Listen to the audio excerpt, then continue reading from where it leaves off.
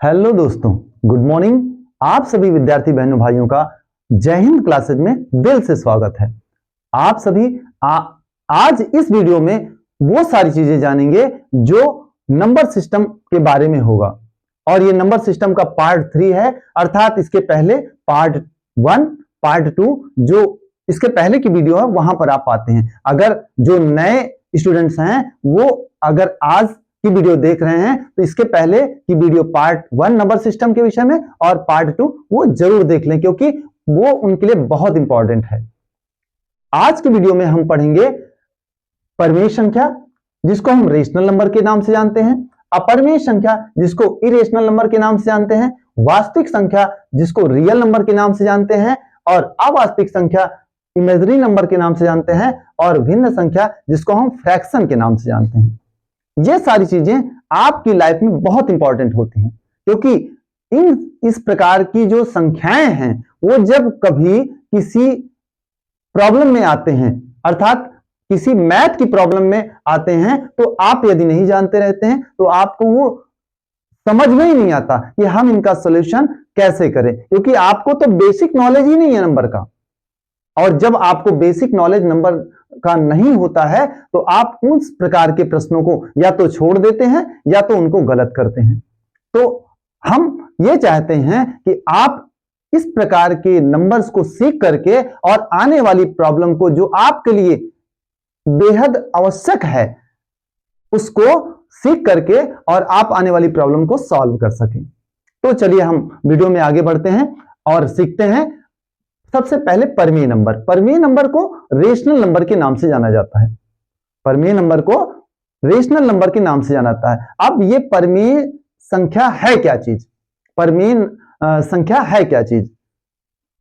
परमेय संख्या ऐसी संख्या होती है जिसको हम a बटे b के रूप में लिख सकें। ध्यान दीजिएगा, a बटे b के रूप में लिख सकें और b जीरो ना हो, अर्थात हम उसे a बटे b के रूप में लिख सकते हैं और b जीरो नहीं होना चाहिए। ठीक, ऐसी संख्या जिसको हम a बटे b के रूप में लिख सकें और b जीरो नहीं होना चाहिए। अगर b जीरो हो जाता है तो वह परमेय संख्या नहीं कहलाएगी।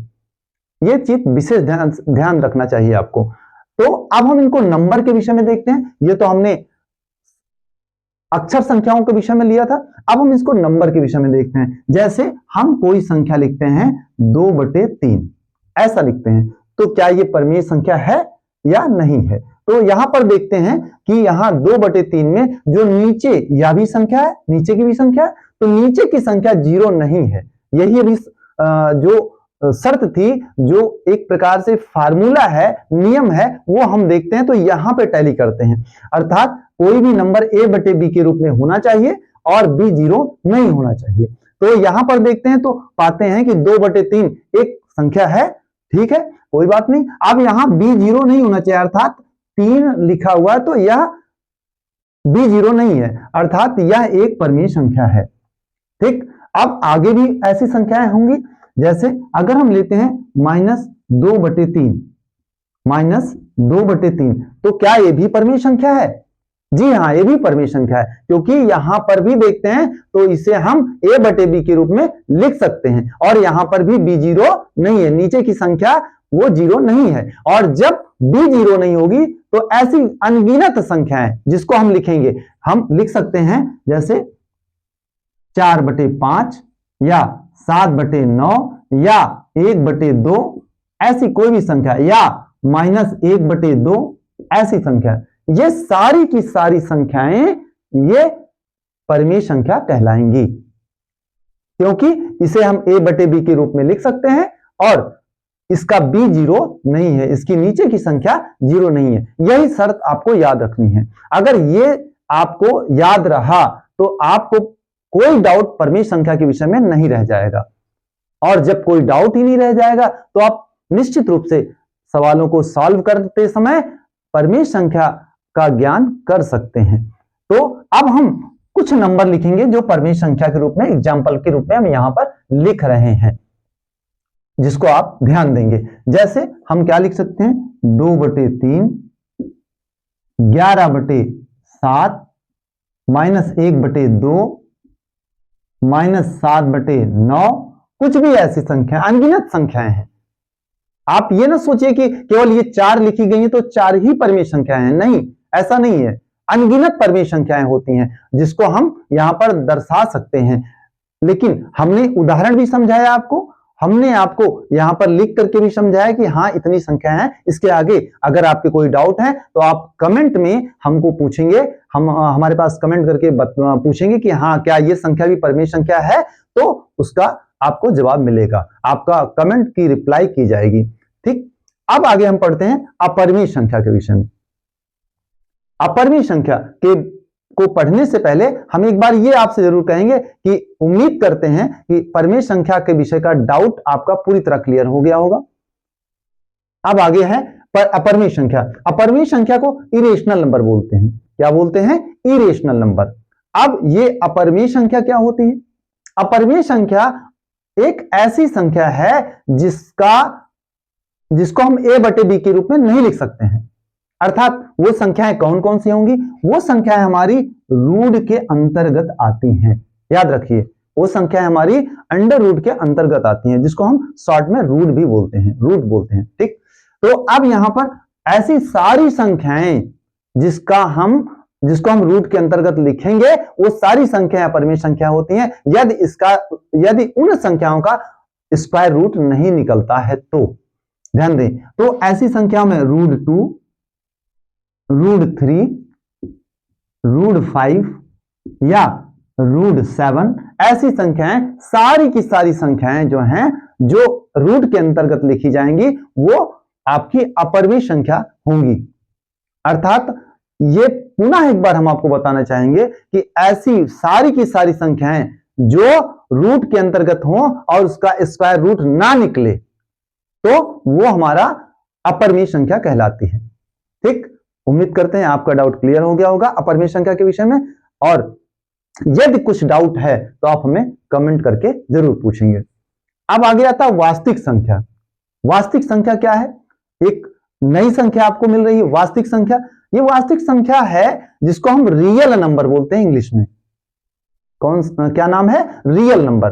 अब रियल नंबर क्या है? रियल नंबर उन सभी संख्याओं का एक प्रकार से समुच्चय कहा जा सकता है। एक प्रकार से अगर हम ये कहें कि वो सारी संख्या जिनको हम अब तक पढ़ चुके हैं, वो सब रियल नंबर में आते हैं। अर्थात हम यहां पर देखें, अगर हम कोई संख्या लिखते हैं, जैसे हमने प्राकृतिक संख्या में पढ़ा था वो संख्या, पूर्ण संख्या में पढ़ा था वो सारी संख्याएं, पूर्णांक संख्या में पढ़ा था वो सारी संख्याएं, सम संख्या, समस्त सम संख्याएं, समस्त विषम संख्याएं, समस्त धनात्मक संख्याएं, समस्त ऋणात्मक संख्याएं, और इन सारी संख्याओं के साथ साथ में परमेय संख्या और अपरमेय संख्याएं, इन सबको मिला करके आपका वास्तविक संख्या बनती है। जिनको वास्तव में हम जानते हैं वो संख्याएं वास्तविक संख्या के रूप में लिखी जाती हैं। जैसे अब आप ये समझिए, जैसे 1, 2, 3, 4, 5, इस प्रकार से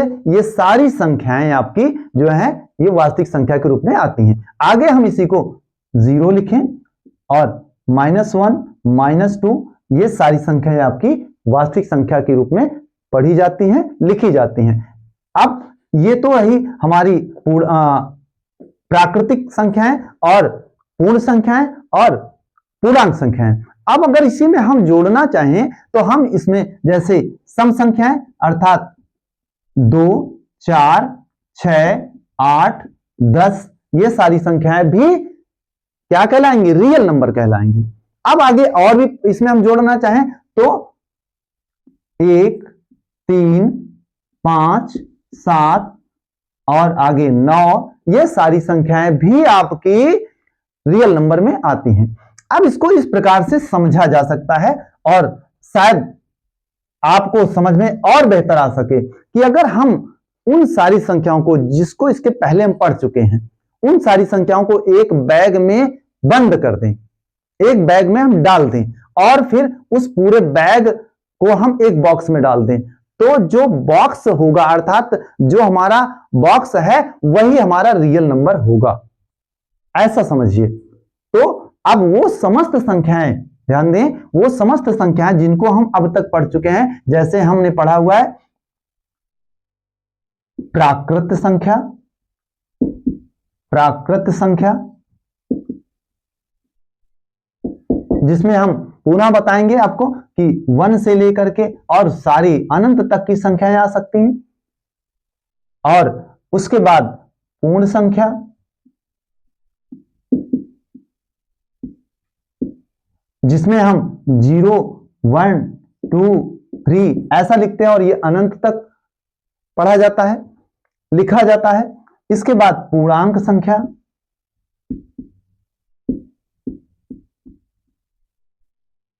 जिसको हम यहां पर अगर 0 बीच में रखें तो दाईं तरफ +1 +2 और बाईं तरफ -1 -2 ऐसा लिखा जाता है, और ये भी दोनों तरफ फैलाव अनंत तक होता है। अब इसके बाद में पॉजिटिव नंबर में भी यहां पर आपको दिख रहा होगा, आगे नेगेटिव नंबर में भी दिख रहा होगा, तो उसको लिखने की कोई आवश्यकता नहीं है। आगे अगर परमेय संख्या और अपरमेय संख्या को भी यहां पर जोड़ें तो वो सारी की सारी संख्याएं, जितनी संख्याएं आपने अभी तक पढ़ा हुआ है, वो सारी की सारी संख्याएं वो रियल नंबर में या वास्तविक संख्या में लिखी जाती हैं। अब उम्मीद करते हैं आपका जो वास्तविक संख्या के विषय में कोई डाउट अगर है तो क्लियर हो चुका होगा। ठीक, तो हम यहां पर एक बार फिर से लिखते हैं 1 2 3, आगे -1 -2 -3 0, आगे 2/3 या √2, ऐसी समस्त संख्याएं ये रियल नंबर होंगी। अब आगे आते हैं अवास्तविक संख्या, इमेजिनरी नंबर। क्या है? Imaginary number. ये क्या है? अर्थात ऐसी कोई और भी संख्या है जो अवास्तविक होगी। तो जी हां, ऐसी कोई संख्या है जिसको हम अवास्तविक संख्या या काल्पनिक संख्या के नाम से जानते हैं। अब काल्पनिक नाम ही एक ऐसा है जिससे आपको समझ में आ गया होगा कि एक ऐसा नंबर, एक ऐसी संख्या जिसको हम केवल कल्पना में देख पाते हैं, जिसकी हम केवल कल्पना कर पाते हैं, वास्तव से उसका कोई लेना देना नहीं होता है, तो ऐसी संख्या अवास्तविक संख्या कहलाती है। अब ये चीज आपके समझने के लिए, ऐसी संख्या जो अंडर रूट के अंदर माइनस लगा करके होगी, ध्यान देंगे कि ऐसी संख्या जो अंडर रूट के अंदर माइनस लगा करके होगी तो वह अवास्तविक संख्या कहलाती है। जैसे -2 -3 या -5 अंडर रूट के अंदर है, तो ये सारी की सारी संख्याएं, ऐसी जो भी संख्याएं होंगी वो सारी की सारी संख्याएं वो क्या होंगी? आपका अवास्तविक संख्या या काल्पनिक संख्या कही जाएंगी। इसका वास्तव में कोई लेना देना नहीं होता। ऐसा इसका मैथ के जो गणितज्ञ हैं उसका केवल और केवल कल्पना के क्षेत्र में केवल इसका कार्य इसको देखते हैं या इसको सोचते हैं, लेकिन इसका वास्तविक जीवन से या वास्तविक गणित से कोई लेना देना नहीं होता है। तो ये आपने सीखा अवास्तविक संख्या के विषय में। उम्मीद है पूरी तरह से समझ में आ चुका होगा। आगे आते हैं भिन्न संख्या। ये भिन्न संख्या क्या होती है, जिसको हम इंग्लिश में क्या बोलते हैं? फ्रैक्शन, जैसा कि यहां पर लिखा हुआ है। भिन्न संख्या को इंग्लिश में हम फ्रैक्शन बोलते हैं। ये फ्रैक्शन है क्या चीज? फ्रैक्शन, अगर आपने अपनी कक्षाओं में, वो चाहे किसी भी कक्षा का विद्यार्थी हो या बड़ी कक्षा का विद्यार्थी हो, उसने ये जरूर शब्द सुना होगा, भिन्न संख्या। ये भिन्न संख्या है क्या चीज? ये भिन्न संख्या, अगर हम पीछे वाले टाइम में चले जाएं या पीछे अगर हम पढ़ते हैं, देखते हैं, तो अभी ऊपर की तरफ परमेय संख्या के जगह पर आप अगर देखें तो यहां पर लिखा है 2/3, और हमने ये पढ़ाया भी कि a/b। तो अगर यहां पर देखें तो ऐसी संख्या जिसको हम बटा में लिख सकते हैं वही भिन्न संख्या होती है। वो कोई भी नंबर हो सकता है। जैसे यहां पर देखें तो अगर हम यहां पर लिखते हैं 2/3, तो यह एक भिन्न संख्या होगी, यह एक भिन्न संख्या होगी। इस तरह से हम बहुत सारी संख्याएं लिख पाते हैं, जैसे -3/5। इस तरह से आगे हम और भी नंबर लिख पाते हैं, -11/-7। देख रहे होंगे कि यहां पर ये सारी चीजें, चाहे वो धनात्मक रूप से लिखी हो, धनात्मक संख्याएं हो, और चाहे वो ऋणात्मक संख्याएं हो, अगर उसे हम बटा के रूप में लिख पाएंगे, तो वो भिन्न संख्या कहलाती है। यहां पर हम आपको एक चीज और बताना चाहेंगे भिन्न संख्या को पढ़ाते समय। वैसे जब ये क्लास भिन्न का चलेगा, जब फ्रैक्शन का चलेगा, जिसमें आप भिन्न के संदर्भ में A to Z जानकारी प्राप्त आपको होगी, आपको सिखाया जाएगा, तो वहां पर इसको पूरी तरह से विस्तृत रूप से पढ़ाएंगे। लेकिन यहां पर एक छोटी सी बात है, उसको आप ध्यान दें। जैसे यहां पर जो बटा लिखा गया 2/3 या 3/5 या 11/7 यहां पर लिखा हुआ, तो यहां अगर देखें तो जो ऊपर का भाग होता है अर्थात 2 या ऊपर का जो अंक है या -3 या ऊपर का अंक है -11, इसको हम यहां पर अंश बोलते हैं। क्या बोलते हैं? अंश बोलते हैं। और नीचे का जो अंक है, जैसे यहां पर लिखा हुआ 3 या 5 या -7, इसको हम हर बोलते हैं। अर्थात हम अगर इसकी परिभाषा के रूप में आते हैं, इसको बताने के रूप में अगर हम देखें, तो ऐसी संख्या जो अंश और हर से मिलकर बने, या ऐसी संख्या जो बटे के रूप में लिखी जा सके, उसे भिन्न कहते हैं। यह आपका क्लियर कॉन्सेप्ट पूरी तरह से आपको समझाया जा चुका है। अब उम्मीद करते हैं आपको भिन्न संख्या के विषय में कोई यदि डाउट होगा ही नहीं। अगर कोई डाउट होगा भी तो आप हमें हमारे कमेंट में जरूर पूछें, हम आपका इंतजार करेंगे। हमें विश्वास है कि जितना अभी पढ़ाया गया आपको, जितना कुछ भी, जैसे आपको यहां पर परिमेय संख्या, अपरिमेय संख्या, वास्तविक संख्या, अवास्तविक संख्या या भिन्न संख्या, ये आपको पूरी तरह से समझ में आ गया होगा। अब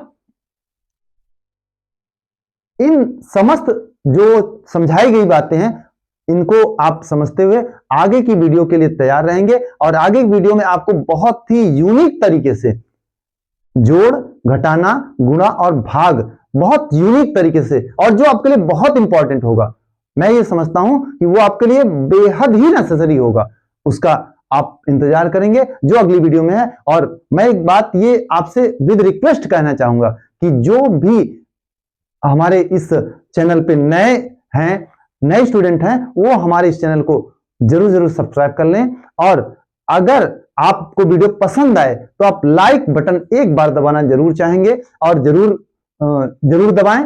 तत्पश्चात आप कमेंट में अपनी राय, अपनी कोई विशेष सवालें, उचित सवालें जरूर पूछें। ठीक, आप सबको इस वीडियो के लिए बहुत बहुत शुभकामनाएं। धन्यवाद जी।